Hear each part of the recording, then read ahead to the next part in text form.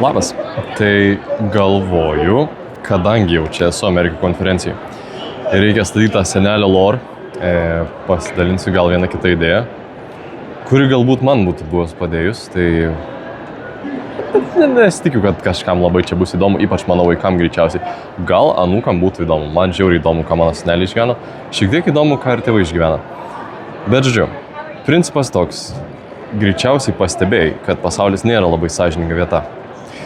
Ir iš tikrųjų nevyksta tokie gražūs dalykai. Šita konferencija figienas dalykas, bet šiaip pasaulyje sunkoka gyventi. Ir iš tikrųjų aš savęs irgi klausiu, šiaip pastaruoju metu ypač klausiu, dėl ko aš viso gyvenu. Ir galiausiai man vis tiek reikės atsakyti savo šitą klausimą, dėl ko aš gyvenu, o dar geresnis klausimas, dėl ko aš galėčiau paaukoti savo gyvybę. Ar aš turiu kažką tokio svarbaus, kas man būtų tiek svarbu, kad paaukočiau savo gyvybę. Ir principas yra tas, kad taip, yra pakankamai svarbių dalykų. Nes jeigu būtų mano valia, tai aš jau galbūt, man iš tikrųjų užtenka, nuskridau, paragavau, padariau, ką dar veikti. Tai, kad užkopsiu į Everestą kažkaip nežinau, ar labai praturtins dar labiau mano gyvenimą. Atrodo jau užtenka. Bet matant visą tą nesąžiningumą pasaulio, matant visą tą neteisingumą, klausimas, o tai okei, kodėl taip yra?